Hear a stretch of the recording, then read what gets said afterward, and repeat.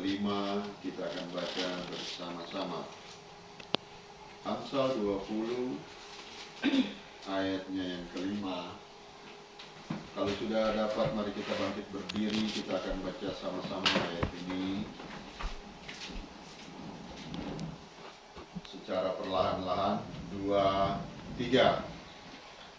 Rancangan di dalam hati manusia itu seperti air yang dalam, tetapi orang yang pandai tahu menimanya. Puji Tuhan, silakan duduk. Saudara yang diberkati Tuhan, firman Allah jelas. Raja Salomo menulis tentang keadaan kehidupan manusia, baik masa itu maupun sampai kepada masa sekarang. Saudara, kalau kita melihat di dalam kamus bahasa Indonesia tentang kata rancangan, maka dia memiliki pengertian bahwa sesuatu yang sudah dirancang atau direncanakan atau sudah diprogram atau sudah didesain, ya. Sesuatu itu tentu kita tidak tahu. Saya tidak tahu sesuatu itu yang ada di dalam hidup saudara. Saudara pun juga tidak tahu sesuatu itu yang ada di dalam kehidupan saya. Masing-masing individu, masing-masing orang memiliki sesuatu itu yang ada di dalam hidup kita, ya. Manusia tidak mungkin tidak memiliki rencana, tidak memiliki sebuah program, tidak memiliki sebuah desain dalam hidupnya. Ya, semua manusia memiliki rencana-rencana, bahkan ada yang sudah terprogram dalam 1 tahun. Apa yang harus dia kerjakan selama 1 tahun? Ya, dia tidak mau berjalan secara instan. Dia tidak mau berjalan tiba-tiba muncul, tak, saya mau ini, saya mau mengerjakan ini, saya mau menginginkan sesuatu. Tidak. Nah saudara, apa yang ada di dalam hidupmu sampai saat ini yang merupakan keinginan, yang merupakan rencanamu dalam hidup? Saya sudah berencana, ya, sudah memiliki suatu rencana dari tahun kemarin, menginginkan melakukan sesuatu, tetapi ternyata tidak bisa. Apalagi tahun kemarin itu saya harus jaga kios, ya, Desember tahun baru ada di Kobatma, ya. Sampai dari satu hari raya ke hari raya yang lain tetap ada di Kobatma, ya, tidak keluar sampai detik ini, ya. Akhirnya rencana itu tidak terjadi. Nah, saudara yang diberkati Tuhan, rancangan di dalam hati manusia itu seperti air yang dalam, ya. Kita tidak tahu, ya, saudara sama sekali tidak tahu apa yang ada di dalam hati, ya, seseorang, ya. Seperti air yang dalam. Ini Alkitab tidak melukiskan, menjelaskan secara spesifik air yang dalam itu apa, ya. Kalau dalam terjemahan baru ini, terjemahan bahasa Indonesia ini, dia menggunakan selanjutnya kalimat itu ada kata menimba. Ya, biasa kalau menimba ini berarti sebuah sumur atau perigi, ya. Karena kita harus timba air di dalam. Tetapi dalam terjemahan yang lain dia tidak menggunakan kata menimba, mengambil. Dia menggunakan mengambil. Jadi kalau kita menggunakan kata mengambil, maka ini bisa bicara tentang sebuah keadaan di mana sesuatu yang dalam, sesuatu yang paling dalam. Ya, kita bisa bicara, katakan laut, ya, laut yang dalam, mengambil sesuatu yang dalam. Nah, saudara, laut yang paling dalam yang saudara tahu adalah Palung Mariana. Palung Mariana ini dalamnya luar biasa sekali, ya, sampai tidak ada kapal atau benda yang bisa turun sampai ke dalam kedalaman yang paling dalam di dasar di Palung Mariana. Nah saudara, di dalam palung itu kita akan menemukan hal-hal yang spektakuler, yang tidak pernah dijumpai oleh manusia yang ada di permukaan itu, ada bisa dijumpai di Palung Mariana, yang palung yang paling dalam. Nah saudara, Salomo orang yang begitu bijaksana, orang yang memiliki pengetahuan yang luas, sehingga dia mulai menganalogikan sesuatu pemahaman isi hati kehendak Allah, supaya kita lebih mengerti dan lebih paham. Nah saudara yang diberkati Tuhan, rencana-rencana ini ada banyak yang gagal di dalam hidup kita, ada juga yang berhasil kita lalui dan kita kerjakan. Tetapi mari kita melihat satu ayat di dalam kitab Amsal. Kita mundur satu pasal yang ke-19 ayatnya yang ke-21. Ya. Amsal 19 ayatnya yang ke-21. Banyaklah rancangan di hati manusia, tetapi keputusan Tuhanlah yang terlaksana. Ada banyak di dalam rancangan-rancangan, keinginan-keinginan di dalam kehidupan kita semua. Ternyata ada begitu banyak rancangan itu yang gagal, tidak berhasil, tidak tercapai. Dan itu menimbulkan masalah. Saudara, masalah artinya sesuatu yang tidak dapat kita gapai. Ya, itu jadi masalah. Kita punya keinginan yang kuat untuk mendapatkan sesuatu, tetapi kita tidak mendapatkan. Nah, itu masalah di dalam hidup kita. Dan saudara tahu, ketika orang tidak menemukan masalah sesuatu yang dia dapat, ada banyak hal di dalam dunia ini, akhirnya mereka melakukan hal-hal yang ekstrim di dalam kehidupannya. Itulah sebabnya kalau kita kembali ke dalam ayat pokok kita tadi, ada kata pandai di sana. Orang yang pandai tahu mengambil, orang yang pandai tahu menimba. Ya. Itulah sebabnya kita harus menjadi orang yang pandai di sana. Kata pandai di sana dalam definisi Alkitab itu adalah orang bijak. Karena Amsal Salomo ini atau Salomo ini adalah orang yang pintar. Kata firman Allah, sebelum dan sesudahnya tidak ada yang sama yang memiliki hikmat seperti dia. Ya. Sehingga dia menggunakan kata pandai, bijaksana, bijak, orang pintar. Itu Salomo suka mempersonifikasikan ayat-ayat yang dia tulis, syair-syair yang dia tulis. Maka orang bijak adalah orang yang memiliki kemampuan. Menurut versi Alkitab, orang bijak itu adalah orang yang memiliki kemampuan untuk menyenangkan hati Tuhan. Ya. Orang yang bijak ini adalah orang yang memiliki kemampuan untuk menyenangkan hati Tuhan. Maka kalau kita melihat di dalam Roma pasalnya yang ke-12, ayatnya yang kedua, Roma 12 ayatnya yang kedua, dia berkata begini, janganlah kamu menjadi serupa dengan dunia ini, tetapi berubahlah oleh pembaharuan budimu. Berubahlah oleh pembaharuan budimu. Apa itu pembaharuan budimu? Ya. Ketika kita melihat dalam pemahaman secara Alkitabiah tentang pembaharuan budimu adalah perubahan pada tingkat mulai dari pola pikir. Terjadi perubahan dan di dalam pola berpikir kita, cara berpikir kita, ada perubahan-perubahan, kemudian menanjak kepada karakter watak kita. Ya. Ini akan terjadi perubahan. Itulah sebabnya ayat pembukanya tadi dia berkata, janganlah kamu, saya dan saudara menjadi serupa dengan dunia ini. Firman Allah dalam konteks lain, dia berkata bahwa permusuhan dengan dunia ini adalah persahabatan dengan Allah. Sebaliknya demikian. Ya.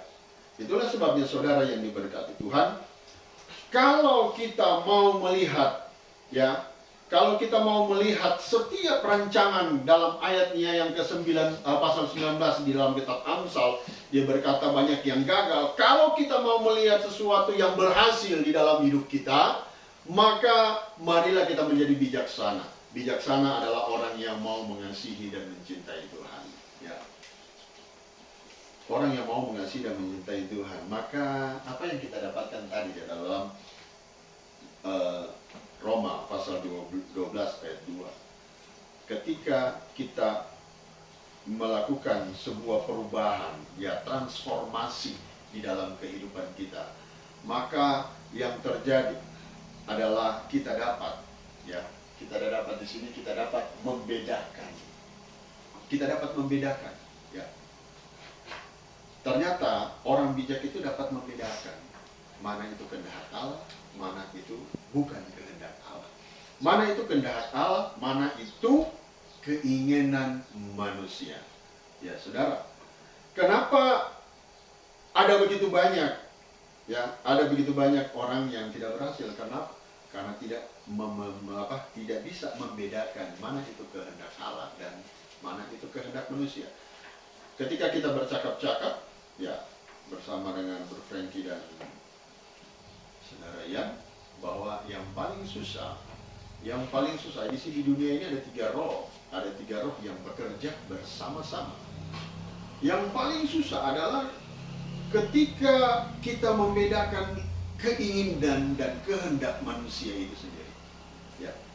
Kehendak Allah, kita bisa tahu bahwa kehendak Allah itu berbicara tentang hal-hal yang benar, hal-hal yang berbicara tentang kebenaran. Kehendak iblis, kita bisa tahu bahwa iblis tidak suka berbicara tentang sebuah kebenaran, tetapi manusia bisa menempatkan di tengah-tengahnya, sehingga terkadang kita tidak bisa membedakan mana itu kehendak Allah di dalam kehidupan kita maupun kehendak manusia. Ya. Bahkan Paulus bercerita di dalam 2 Korintus bahwa iblis menyerupai malaikat terang. Iblis tahu tentang kebenaran, iblis tahu tentang firman Allah, tetapi iblis memutarbalikkan kebenaran firman Allah itu sendiri, dan terkadang dia menyerupai. Saya memberikan sebuah contoh ketika kami masih ada di Jakarta. Nah, saya suka bermain di Keramat 5. Nah, suatu ketika di Keramat 5, di sebuah rumah, maka terjadi sebuah fenomena. Fenomena di sana, maka ada, mereka bercerita bahwa ada wajah Yesus yang sementara menangis di dalam sebuah rumah. Ya. Saudara yang diberkati Tuhan, ketika melihat tentang cerita ini, melihat keadaan yang ada di dalam, orang yang tidak mengerti tentang situasi dan kondisi yang terjadi pada saat itu di dalam rumah itu, dalam kelompok seisi rumah itu, maka mereka akan percaya bahwa itu adalah penampakan Yesus, supaya mereka, kita semua percaya bahwa Yesus Kristus memulai memberikan sebuah tanda-tanda. Sebentar lagi dia akan datang. Tetapi kalau kita yang sudah mengerti dan memahami, maka keadaan itu ternyata iblis menggunakan cara-cara yang demikian. Ketika orang mulai berkata, ada di sebuah lapangan dan terjadi sebuah peristiwa, dia mulai berkata, berbicara tentang firman Allah, kemudian dia mulai ambil air, dia mulai baca dan semprot kayak gitu, mulai pancar. Saya sudah berpikir, ini firman Allah, ini benar pekerjaan Tuhan, ataukah ini memang pekerjaan manusia, pekerjaan iblis yang ada di dalam kehidupan manusia.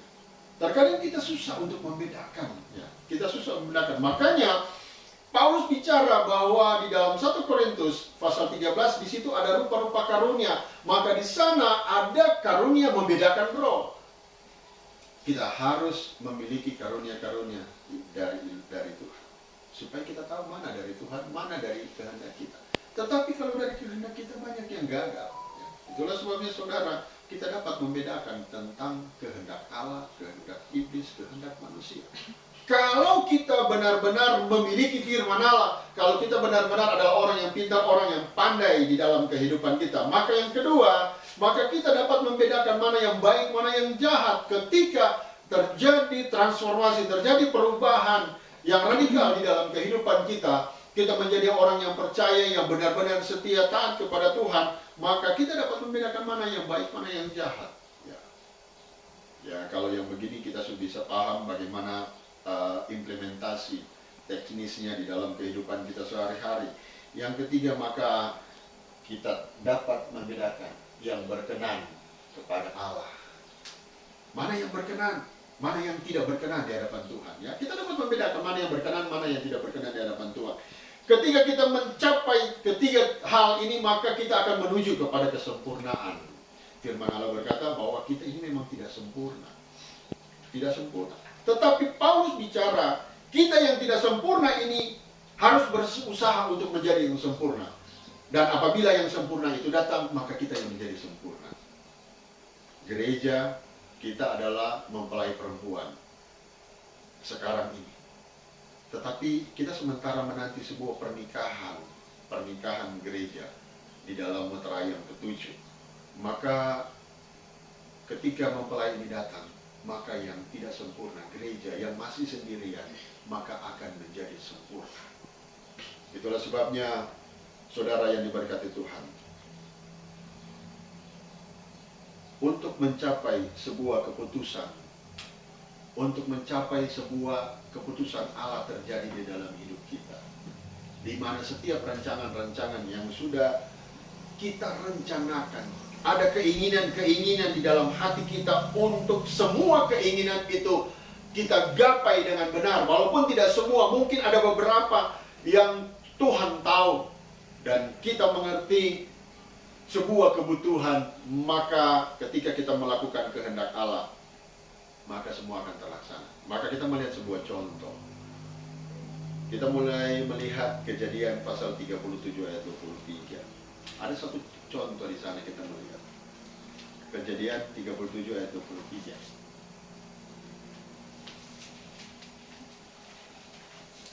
Baru saja Yusuf sampai kepada saudara-saudaranya. Mereka pun menanggalkan jubah Yusuf, jubah maha indah yang dipakainya itu. Saudara, dari cerita Yusuf maka kita dapat melihat sebuah keinginan Yusuf di dalam kehidupannya itu tidak tercapai ketika dia berhadapan dengan saudara-saudaranya pada pasal yang ke-37 ini. Kalau kita melihat ke belakang, maka Yusuf ini selalu tampil dominan di dalam keluarganya. Dia beberapa kali bermimpi tentang apa yang akan terjadi di dalam kehidupannya. Nah, kalau dalam mimpi, maka itu datang dari Tuhan, maka itu akan terjadi. Itu akan terlaksana dan akan digenapi di dalam kehidupannya. Tetapi menjadi kontradiksi ketika mimpinya bahwa dia akan menjadi seorang pemimpin, dia akan melindungi keluarganya. Beberapa kali dia bermimpi. Nah, saudara, ketika ini terjadi, ini adalah anti klimaks, ya. Tetapi ketika dia menyadari semua itu, Yusuf tidak berbantah. Yusuf tidak pernah melakukan perlawanan. Tetapi yang dia lakukan adalah mengalir dengan keadaan dan situasi. Dia membiarkan bahwa dia berjalan sesuai dengan apa dan bagaimana mestinya. Saudara, kita melihat di sini bahwa rancangan Yusuf sepertinya gagal. Dia gagal. Di usia 17 tahun dia dibawa ke Mesir. Usia 17 tahun. Nah, saudara, kemudian dia ada di rumah Potifera selama 10 tahun. menjadi seorang kepala budak di rumah seorang Potifera ini, saudara, ini bukan hal yang mudah, hal yang gampang. Jadi budak pada zaman dahulu harus dirantai kakinya. Tidak ada kebebasan. Selama 10 tahun, apa yang dia lihat di dalam mimpinya sebelumnya, ternyata jauh dari ekspektasinya, jauh dari harapannya. 10 tahun bukan waktu yang pendek. Tetapi sesudah itu, dia harus dijebloskan lagi ke dalam penjara. Bahkan dia menjadi orang kepercayaan kepala penjara. Mungkin saat itu Yusuf sudah mulai berpikir, saya di 10 tahun di rumah seorang Potifar itu, dia menjadi kepala daripada budak-budak. Tetapi hanya kepala daripada budak-budak. Bukankah dia bermimpi tentang sebuah kekuasaan, tentang sebuah keindahan di dalam kehidupannya yang akan terjadi, yang Tuhan berikan di dalam hidupnya? Di penjara, betul dia menjadi orang kesayangan dari kepala penjara, tetapi apa yang harus dibanggakan? Tidak ada sebuah kebanggaan. Seorang narapidana, ya. Nah saudara, bahkan dia menolong juru roti dan juru anggur. Dia menjelaskan tentang mimpi-mimpi mereka, tetapi tidak ada balas budi. Sekian lama baru proses Tuhan itu terjadi.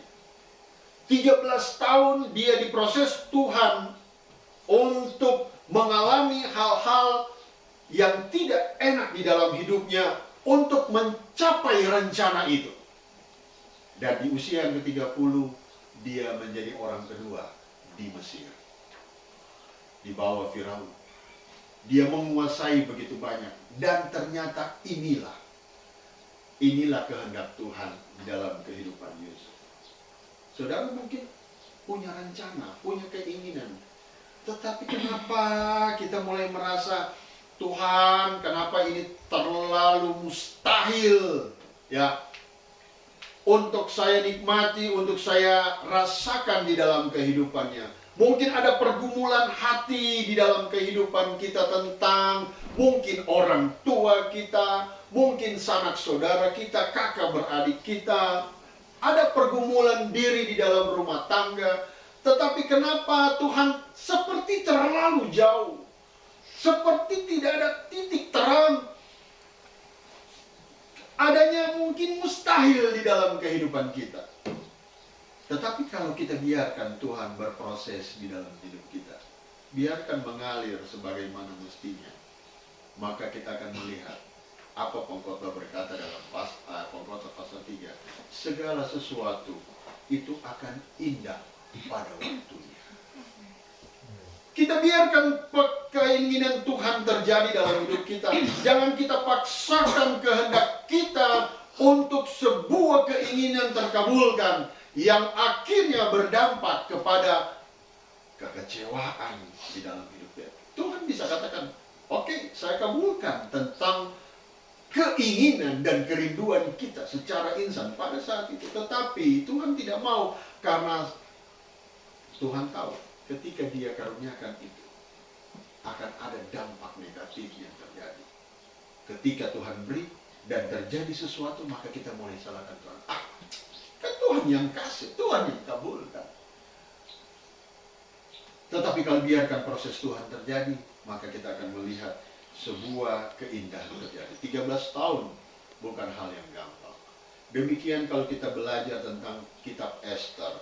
Kitab Ester itu seorang Haman dari garis keturunan Agag. Ya, saya pernah menyampaikan firman Allah tentang Agag. Ya, bagaimana Saul disuruh tumpas. Ya, suruh tumpas. Ini Amalek, Raja Agag. Tetapi dia tidak biarkan rajanya beserta keluarganya, dia tidak tumpas. binatang-binatang yang bagus dia tidak tumpas. Tetapi saudara, apa akibatnya? Mungkin kita melihat ini tidak ada garis benang merah, biarkan saja Raja Agag itu dikasih hidup, atau Salomo berkata biarkan saja. Tetapi apa yang terjadi sesudah itu? Maka di zaman Esther, Haman bin Agag itu mempunyai sebuah rancangan yang luar biasa. Ya. Rancangan itu adalah membinasakan seluruh keturunan Yehuda. Orang-orang Ibrani itu harus ditumpas habis. Di 135 distrik di bawah pemerintahan raja pada saat itu, dia harus dimusnahkan. Tetapi Esther tampil bersama Mordekai untuk meyakinkan. Maka kita melihat dalam Esther pasal 8 ayatnya yang ketiga, dia ini berkata, firman Allah berkata, kemudian Esther berkata lagi kepada raja sambil sujud kepada kakinya dan menangis memohon karunia-Nya, supaya dibatalkannya maksud jahat Haman orang Agag itu, serta rancangan yang sudah dibuatnya terhadap orang-orang Yahudi. Saudara, kalau kita berjalan sesuai dengan kehendak Tuhan, kalau kita berjalan sesuai dengan kehendak Allah, maka semua rencana dan rancangan kita, keinginan dan kerinduan kita akan terkabulkan. Ayat kunci, ayat yang terakhir, kita akan melihat Yesaya 55 ayat 8 dan 9. Ini ayat yang sangat luar biasa sekali, ayat yang seringkali kita baca, bahkan menjadi ayat emas di dalam kehidupan kita semua. Yesaya 55 ayat 8. Sebab rancanganku bukanlah rancanganmu, dan jalanmu bukanlah jalanku, demikianlah firman Tuhan. Ayat yang ke-9. Seperti tingginya langit dari bumi, demikianlah tingginya jalanku dari jalanmu, dan rancanganku dari rancanganmu. Saudara, rancangan kita bukan rancangan Tuhan. Keinginan kita, mungkin kita berkata, ini baik, ini bagus, ini indah, baik buat saya, berkenan buat saya. Tetapi belum tentu itu berkenan di mata Tuhan. Itulah sebabnya apa yang dapat kita pelajari di dalam ayat 8 dan 9 ini. Yang pertama adalah setiap rencana kita sertakan Tuhan di dalamnya. Kalau kita memiliki keinginan, kalau kita memiliki sebuah program kerja, rencana di dalam kehidupan kita, dan sebentar lagi kita akan meninggalkan tahun 2025, masuk tahun 2026, maka ketika kita mulai memprogramkan semua aktivitas dan kegiatan kita, keinginan dan kerinduan kita selama 1 tahun di 2026, mari kita taruh Allah, Yesus bersama-sama dengan kita. Di setiap rancangan, di setiap keinginan, di setiap kerinduan kita, taruh Yesus di sana. Maka ketika kita taruh Yesus di sana, maka kita akan melihat keberhasilan yang kita inginkan, kesuksesan yang kita inginkan, itu akan menjadi bagian dalam hidup kita. Dan yang kedua, setiap rencana itu, setiap rencana kita, setiap keinginan kita, biarkanlah selalu untuk memuliakan nama Tuhan. Firman Allah berkata, kenapa doa kita tidak terjawab? Kenapa setiap keinginan-keinginan kita tidak terkabulkan? Kenapa? Karena firman Allah berkata, hanya ingin memuaskan keinginan hati kita. Bukan untuk memuliakan Tuhan. Bukan untuk kita melihat nama Tuhan di dalam setiap keinginan kita diagungkan, tetapi hanya untuk memuaskan nafsu kita. Itulah sebabnya hindari itu. Biarlah Tuhan, saya punya keinginan ini, satu ini Tuhan, saya punya kerinduan ini Tuhan. Saya mau di tahun 2026 ini terkabul. Ya, terkabul. Saya mau Engkau bersama dengan rancangan dan keinginan saya. Dan biarlah sesudah itu namamu yang selalu ditinggikan dan diagungkan. Jangan sampai kita mencuri kemuliaan Tuhan. Berbahaya sekali. Berbahaya sekali.